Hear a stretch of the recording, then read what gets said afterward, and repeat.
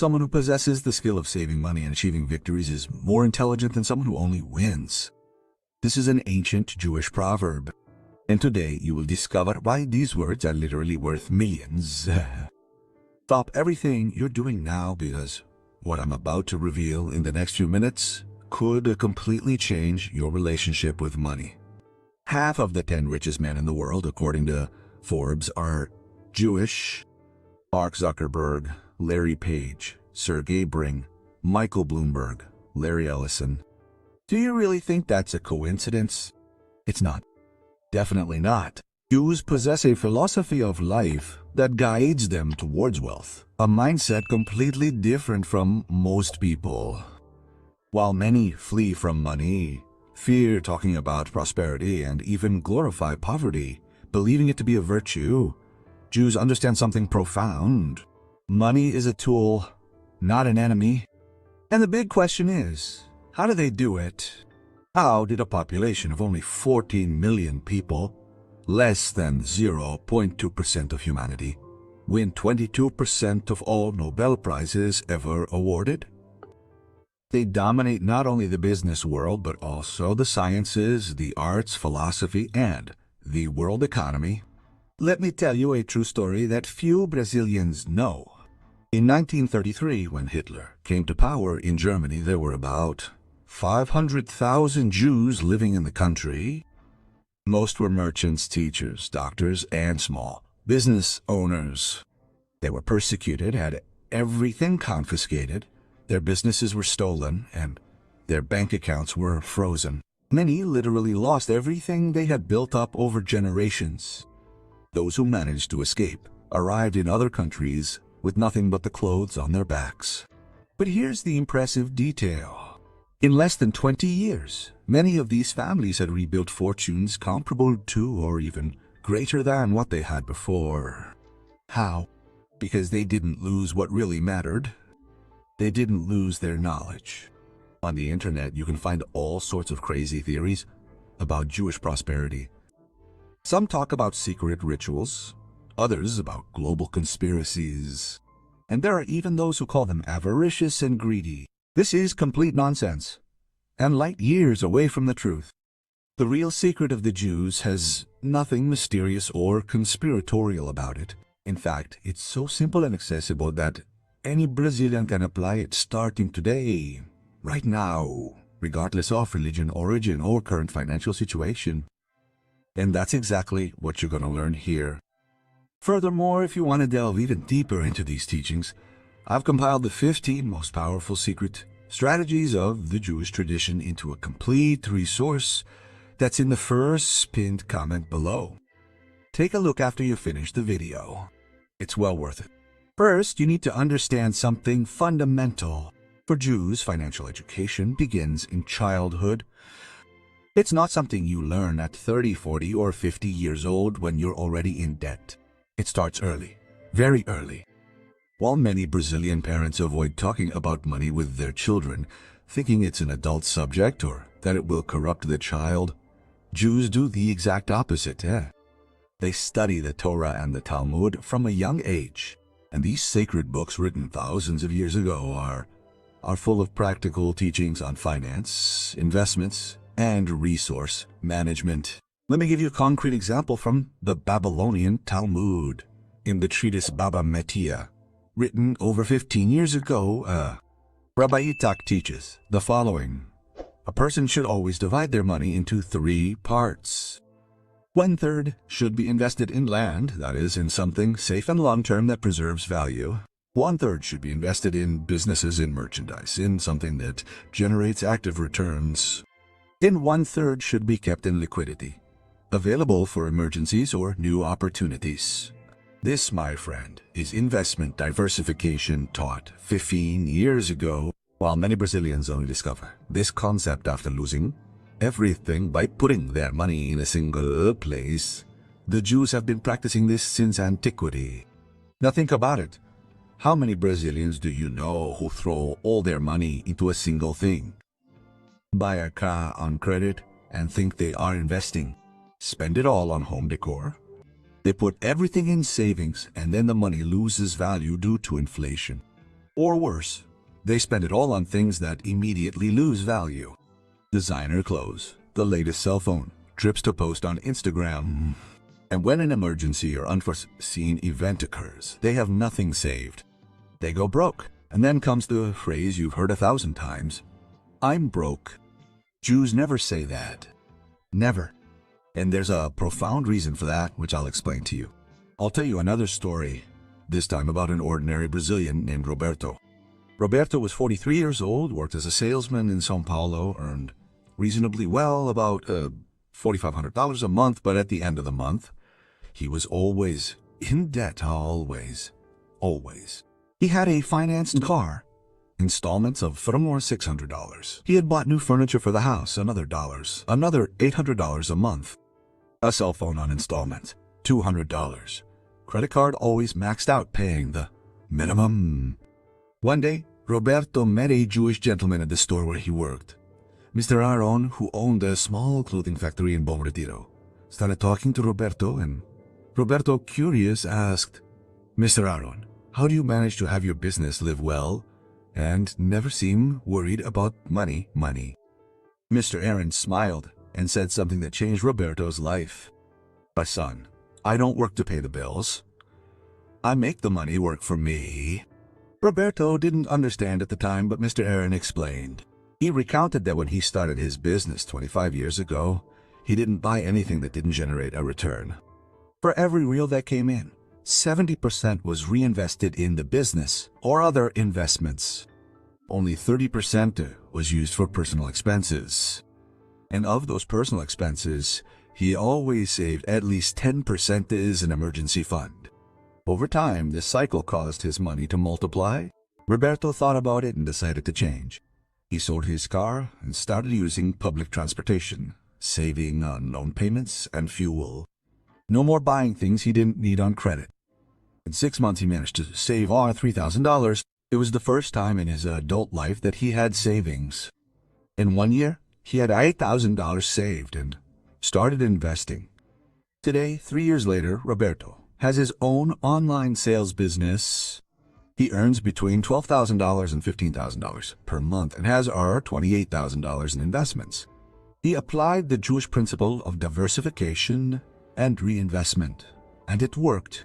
But there is another Jewish secret that is even more powerful and that many Brazilians are completely unaware of. Jews do not fear money. They do not believe that money corrupts, that the rich are dishonest, that poverty is synonymous with honesty. This is a mentality that has been implanted in many cultures, including Brazilian culture, by the Franciscan doctrine that spread throughout the Catholic world. The idea that being poor is being virtuous, that we should glorify poverty and distrust wealth. Jews reject this completely. In Judaism, being rich is desirable because wealth is a tool for doing good, for helping the community, for better serving God and one's neighbor. The Talmud teaches something revolutionary. A person's worth is not measured by their wealth, but by their integrity and actions. However, at the same time, it teaches that wealth is an opportunity to do good, to transform lives, to benefit communities. Money is not a sin. Money is neutral. What matters is what you do with it. And this difference in mindset changes everything. I'll give you a practical example that you can apply right now today at this very moment. Grab a piece of paper and a pen, or open the notepad on your phone. Go ahead. Do it now. I'll wait. Done. Now write my 3-3 at the top of the page. Below, divide the page into 3 columns. In the first column, write security and long-term. In the second, business and growth. In the third, liquidity and opportunities. Now look at your current money. What do you have today? And ask yourself, how much is in each of these columns? If you're like most Brazilians, you'll find that everything is in the wrong column, or worse, that it's not in any column because you've already spent it all. This is the first practical exercise. For the next 30 days, all the money that comes into your hands, you will allocate, according to this rule, 3/3. It doesn't have to be exactly 33.3% each. It could be 40, 30, 30. It could be 20, 50, 30. The important thing is that you start diversifying and observe what happens. Come back here in the comments in 30 days and tell me the result. But there's another, even deeper Jewish principle that few know. Jews live below their means. That's right. No matter how prosperous a Jew is, it's very rare to see them showing off, spending on unnecessary luxuries, buying things just to impress others. For them, it's better to have real economic power than to appear rich. And what a stark contrast to what happens in Brazil.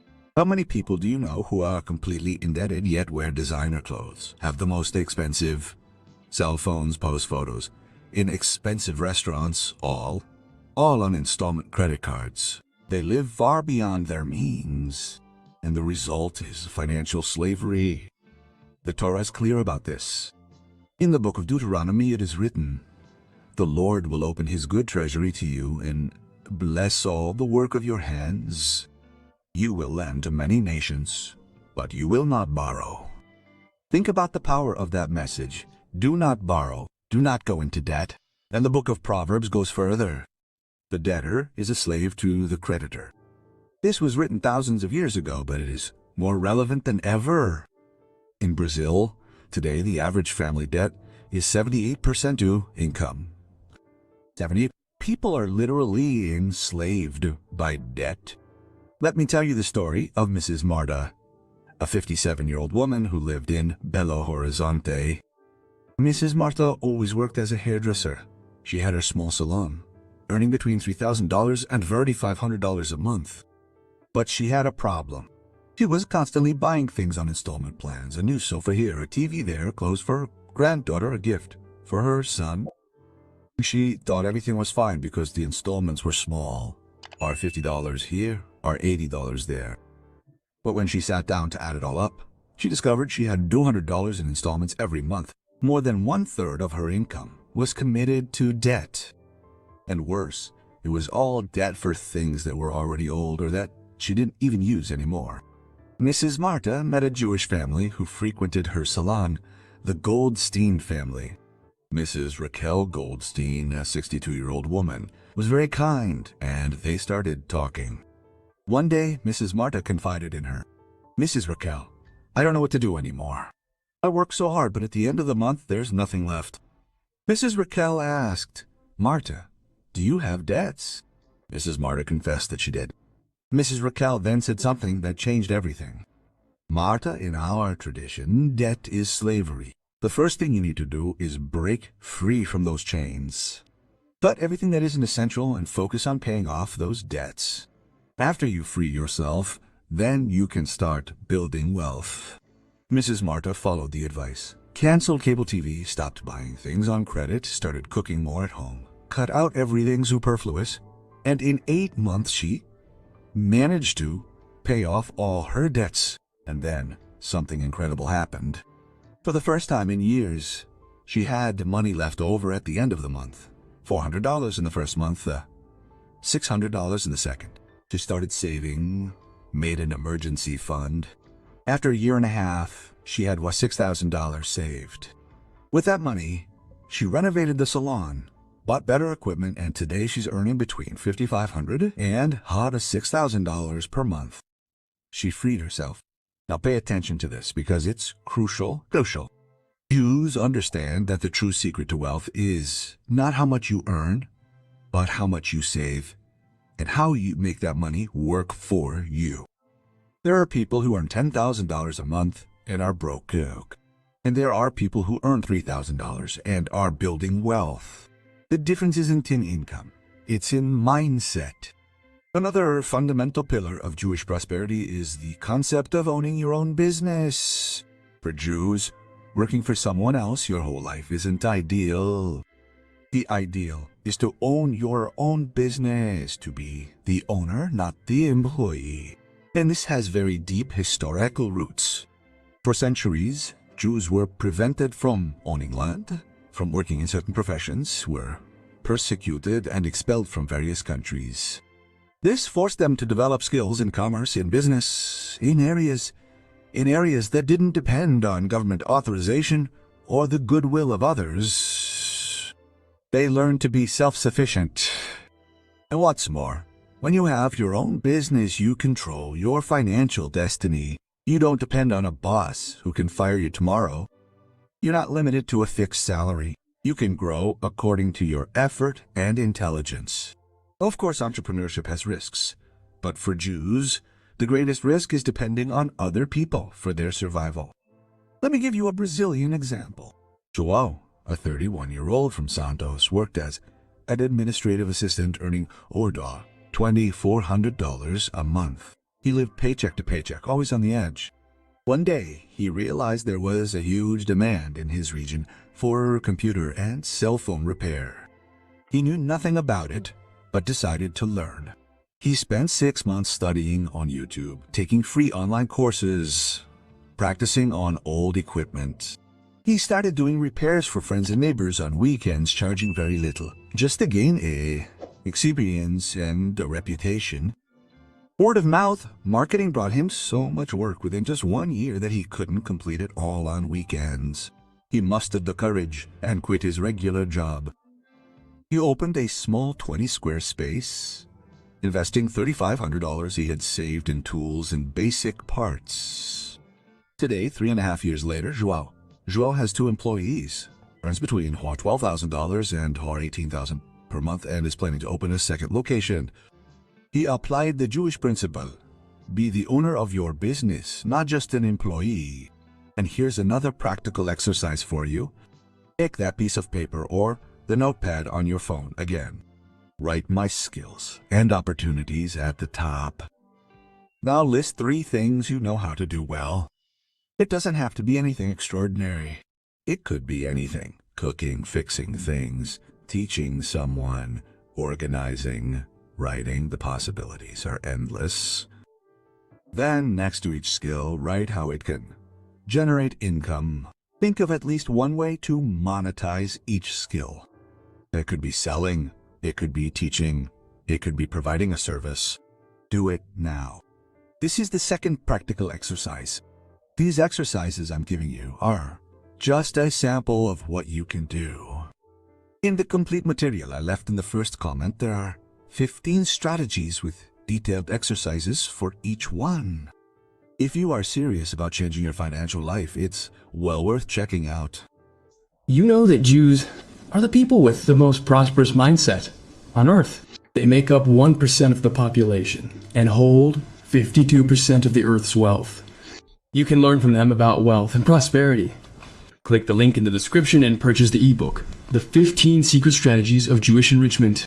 Don't forget to support our channel with your like, subscribing to the channel, and activating the bell so you don't miss any videos.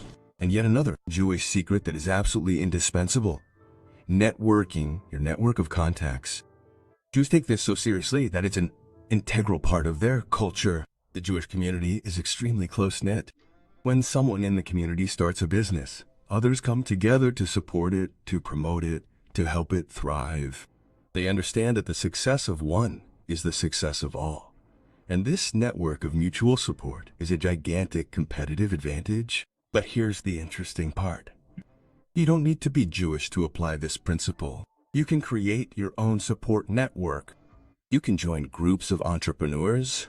You can participate in online communities. You can strengthen relationships with family and friends who also want to grow. The important thing is to understand that no one prospers alone. No one. Wealth is built through relationships, partnerships, exchanges, and cooperation. Jews also understand something crucial about reputation. It is more valuable than gold. In the Talmud, there are extensive teachings on how to treat employees well, how to be fair in business, how to keep one's word. For Jewish tradition, paying wages late is considered a very serious sin, comparable even to very serious crimes. Why? Because when you don't pay your employee on time, you are depriving them of the ability to support their family, to pay their bills, to live with dignity. And that destroys your reputation. And reputation is fundamental for long-term business. If you have a reputation for being dishonest, for not paying what you owe, for cheating people, you might do some business in the short term, but soon the doors will close. Nobody will want to do business with you. But if you build a reputation for fairness, honesty, and keeping your promises, opportunities will multiply. People will want to work with you, invest with you, recommend you. Now let's talk about a principle that is controversial, but extremely important. Knowledge as an inalienable asset. Throughout history, Jews have been persecuted, expelled, had their property confiscated, and were stripped of everything material they possessed. But there was one thing that nobody could take from them: knowledge. And that is why, for Jewish culture, investing in education, wisdom, and learning is the most important thing there is. That is why 22% of Nobel Prizes have been awarded to Jews, even though they represent only 0.2% of the world's population. They transmit knowledge from generation to generation. Parents teach their children not only how to earn money, but how to manage money, invest, multiply it, and protect it. And this knowledge is like a seed that never dies. Even if you lose everything, if you have the knowledge, you can rebuild. This is one of the great secrets of Jewish resilience. There's a saying that circulates in the business world: take all the fortune from the rich and distribute it among the poor. In a short time, the rich will become rich again, and the poor will become poor again. It seems cruel, but it's a statistical truth. Why? Because wealth isn't just money. Wealth is mindset, it's knowledge, it's habits, it's discipline. If you give 1 million riyasayas to someone with a poor mindset, in less than 5 years, that money will be gone. They will spend it on things that lose value. They will make bad investments. They will be deceived. They will waste it. But if you take everything from someone with a rich mindset, they will rebuild, because they know how to create value, how to identify opportunities, how to manage resources. Let me tell you a story that perfectly illustrates this. Mr. Isaac, a Jewish businessman who owned a textile factory in Sao Paulo, lost everything in a fire in 2014. 10 years of work turned to ashes in one night. The insurance only covered 40% of the value. He was 54 years old at the time, an age when many would give up and retire. But Mr. Isaac didn't give up. He knew how to make fabrics, he knew suppliers, he knew customers, he understood the market. In 6 months, he had rented a small warehouse, obtained credit from old partners who trusted him, and started over. Today, 9 years later, his company is larger than it was before the fire. He rebuilt because he had the knowledge. And here is the third practical exercise for you. And this is perhaps the most important of all. Over the next few days, you will invest at least 30 minutes a day learning something new about money. Some examples include reading articles, watching videos about investing, reading books on financial education, or even taking free courses related to entrepreneurship. The important thing is that you dedicate this sacred time every day to increasing your financial knowledge. And on the 8th day, you come back here in the comments and tell me what you learned. Now, let's talk about a concept that is absolutely revolutionary and that few Brazilians apply: reinvestment. Jews know that real wealth doesn't come from accumulating money in a safe. It comes from making money work, from constantly reinvesting, from creating cycles of growth. When a Jewish business starts to make a profit, the first thing they do is not spend that profit on luxuries. They reinvest, buy more merchandise, improve the structure, hire more people, expand. And this reinvestment cycle makes the business grow exponentially. Think about the difference. A Brazilian businessman who starts to make good money and immediately buys an imported car, a bigger house, trips, expensive clothes, he is taking money out of the business to consume. A businessman with a Jewish mindset who starts to make good money reinvests 70 to 80% of the profit back into the business. In 5 years, who do you think will be richer? What did he spend or what did he reinvest? The answer is obvious. There's a story here in Brazil that perfectly exemplifies this. Mr. Samuel, who owns a chain of bakeries in Curitiba, started with a single small bakery in 2007. In the first year, he made a profit of $23,000. Many people would have spent that money, thinking they deserved to enjoy it. But Mr. Samuel reinvested our $17,000 buying a better oven and expanding the space. In the second year, the profit was $41,000. He reinvested our $1,000 opening a second small unit. In the third year, with 2 units, the profit was $94,000. He continued reinvesting. Today, in 2025, he has 7 bakeries, employs 120 people, and his annual profit is around $800,000. All because he understood the power of reinvestment. Now, there's an aspect of the Jewish mindset that's rarely discussed, but extremely powerful. The spiritual relationship with money. For Jews, prosperity isn't just a material matter. It's also spiritual. They don't see a contradiction between being spiritual and being prosperous. In fact, they believe that prosperity is a blessing from God and should be used to do good, to help those in need, to strengthen the community. There's a concept in Judaism called tzedakah, which is usually translated as charity, but actually means justice. For Jews, giving to the poor isn't optional. It's an obligation. It's doing justice. And they teach that when you give, you're not impoverishing yourself. You're investing spiritually. You're creating a cycle of blessings. And interestingly, studies show that people who practice regular generosity tend to be more prosperous. Not because there's magic, but because generosity creates reputation, creates relationships, creates gratitude, and all of that comes back in the form of opportunities. But be warned, I'm not talking about giving money to just anyone, being naive or being exploited. I'm talking about strategic and intentional generosity, helping those who truly need it, investing in the community, supporting local businesses, sharing what you know. This kind of generosity comes back multiplied. I'll give you another Brazilian example. Dona Helena, who had a small confectionery shop in Recife, she started making cakes at home to sell, and the business grew. When she started making a profit, she decided to apply a principle she learned from a Jewish friend. Every month, she set aside 10% of her profits to help needy people in her community. She paid for basic food baskets for impoverished families, helped pay for medicine for the elderly, and contributed to the local church. And something interesting began to happen. People in the community started spreading the word about her work, recommending her, and buying more. The business grew so much that today she has a physical store, employs 8 people, and earns an average of $22,000 per month. Her generosity created a support network that boosted the business. Now let's talk about a mistake that 93% of Brazilians make and that prevents them from prospering.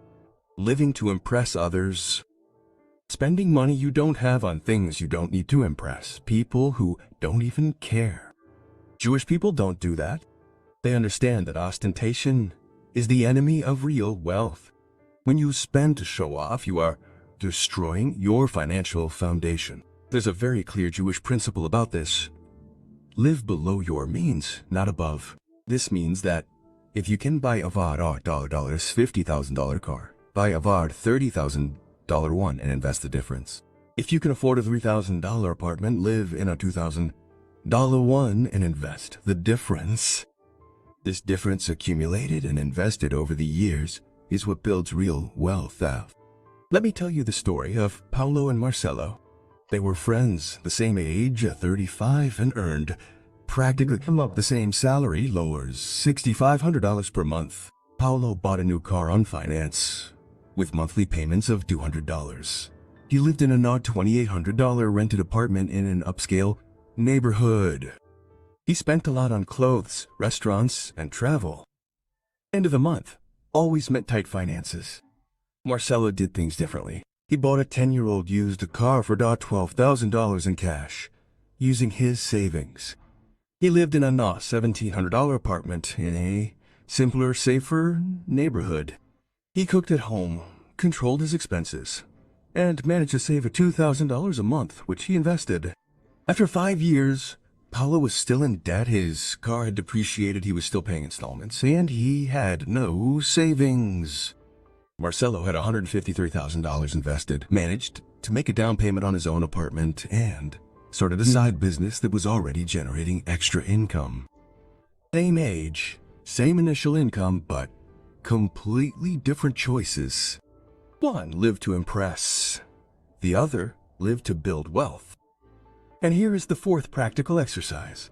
Take that piece of paper or notepad again. Write at the top, expenses to impress. Now be completely honest with yourself and compile a list of every expense you incur primarily to impress others rather than due to genuine necessity. It could be clothes, it could be a cell phone, it could be a restaurant, it could be anything. Then add up how much that represents per month. This number will shock you. Now imagine this amount invested every month for 5 years. Calculator in hand. If you invest $500 per month for 5 years, with an average return of 10% per year, you will have close to $38,000. If you invest $1,000 per month, you will have $76,000. That's the difference between impressing strangers and building your future. There's another Jewish principle that needs to be discussed, the importance of having mentors and learning from those who have already walked the path. Jews place a tremendous value on the wisdom of their elders, rabbis, and community leaders. They don't try to reinvent the wheel, they learn from those who already know. And this greatly accelerates the growth process. In Brazil, many people are ashamed to ask for advice, to admit they don't know, to seek out someone more experienced. That's foolish pride. The most successful people in the world in any field had mentors. They had someone who guided them, who taught them, who corrected them when necessary. And you need that, too. Look for someone who has already achieved what you want to achieve. It could be someone from your family. It could be an acquaintance. It could be someone you admire from afar. Approach them. Show genuine interest. Ask for advice. Most successful people love to help those who really want to learn and listen to advice. They don't get defensive. They don't make excuses. They listen, absorb, and apply. Let me quickly tell you the story of Carla, a 26-year-old from Porto Alegre who wanted to open a craft business. She had no experience in sales or management, but she had the humility to seek out Dona Rosa, a 71-year-old woman who had run a successful craft shop for 35 years. Carla offered to help out at the shop for free, a few days a week in exchange for learning. Dona Rosa accepted. For 8 months, Carla worked there, absorbing knowledge about suppliers, pricing, customer service, and management. Then, with Dona Rosa's guidance, she opened her own business. Today, 4 years later, she's doing very well. Earnings are between $7,000 and $9,000 monthly. She shortened years of trial and error by simply learning from someone who already knew. Now let's talk about a difficult but necessary truth. Most people will not prosper because they are unwilling to do what is necessary. They want quick results, magic solutions, instant formulas, but real wealth is built with consistency, discipline, and patience. The Jewish people understand this deeply. They plant trees whose shade they may never enjoy, as a Jewish proverb says. This means thinking about generations, not just next month. It means making sacrifices today that will bear fruit in 5, 10, 20 years.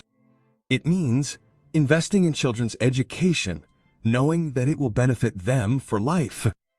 It means building a solid business that can be passed on to future generations. And here in Brazil, unfortunately, the culture of immediacy prevails. People want to win the lottery. They want a public job that guarantees stability without effort. They want quick fixes. And when it doesn't happen, they blame the government. They blame the rich. They blame luck. But they never look inward. They never take responsibility for their own choices. The Jews have a phrase that perfectly summarizes this. If not now, when? If not me, who? This means that the responsibility for your life is yours. No one is going to come and save you.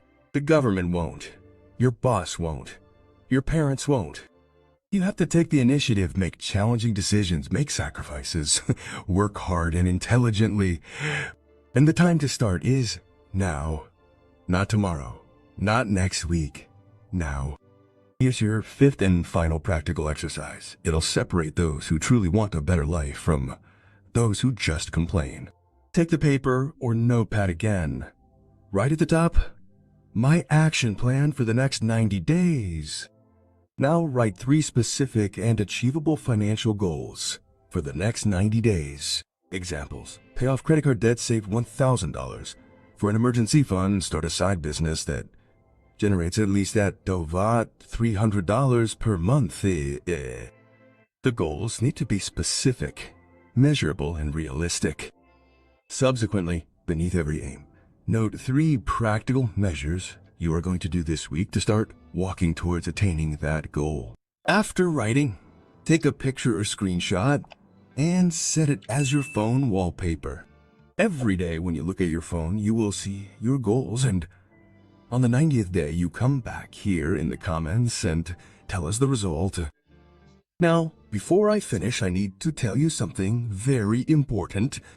Everything I've shared here isn't abstract theory. It's not empty philosophy. It's practical principles, tested for thousands of years, applied by millions of people and that work, regardless of religion, origin, or current situation. You can be Catholic, evangelical, spiritist, atheist, agnostic. It doesn't matter. You can be in debt now or already have some assets. It doesn't matter. These principles work for everyone who applies them consistently and with discipline.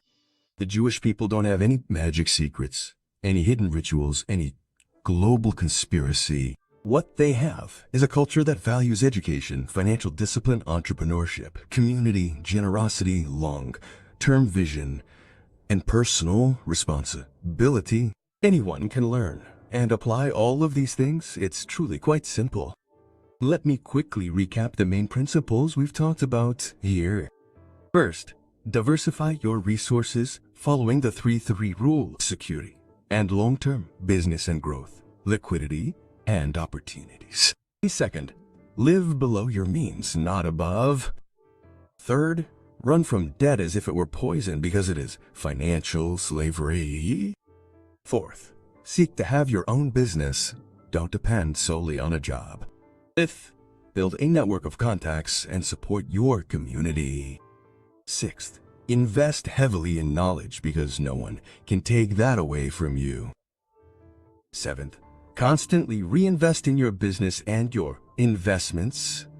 Eighth, practice strategic generosity. Ninth, stop spending to impress others. And 10th, take full responsibility for your financial life. If you apply these 10 principles, there's no way you won't prosper. It's impossible. It may take months, it may take years, but the result is inevitable. The mathematics of prosperity doesn't lie. If you earn more than you spend, save the difference, invest well, reinvest your earnings, and do this consistently for years, you will prosper. There is no other option. And if you want access to all 15 detailed Jewish strategies with practical exercises, Brazilian examples, and a 90-day action plan, I've compiled everything in the ebook, The Jewish Enrichment Code. The link is in the first pinned comment below. It's a very small investment compared to the value you'll receive and how much it can transform your relationship with money. Check it out later. But first, finish the video because I still have important things to tell you. Now I want to hear from you. Leave a comment below telling me which of these principles you'll start applying today, or which practical exercise impacted you the most, impacted you the most. And most importantly, come back here in 30 days, in 60 days, in 90 days, and tell me the results, because I know that if you apply it, you'll get results. And when you get results, your story will inspire other people. It will create a cycle of prosperity in the community. And that's exactly how we change Brazil. One person at a time, one family at a time, one community at a time.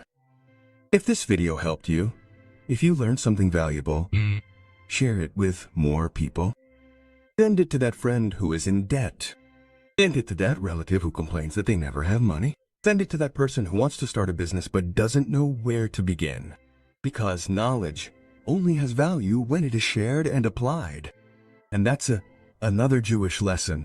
Teaching is one of the greatest blessings that exists. Before finishing, I want to leave you with one last story. There's an old Jewish tale about a poor man who went to visit a famous rabbi asking for advice on how to escape poverty. The rabbi took the man to the window and asked, "What do you see?" The man replied, "I see people passing by on the street." Then the rabbi took the man to a mirror and asked, "And now, what do you see?" The man replied, "I see myself." The rabbi then said, "The window is made of glass, and the mirror is also made of glass, but the mirror has a thin layer of silver behind it. When you add a little silver, you stop seeing others and only see yourself." The same happens with people. When they start accumulating silver, they stop seeing others and only see themselves. That is true poverty. Real wealth is not how much you have, but how much you can give and how many lives you can positively touch. So prosper, yes. Become rich, yes. But never forget to look out the window. Never forget to see others. Never forget to use your prosperity to do good. Because in the end, the only wealth we take from this life is the lives we touch and the differences we make. Now go out there and apply it. I believe in you. And we'll see you in the next video where we'll continue this journey of learning and prosperity together. A big hug, God bless you, and until next time.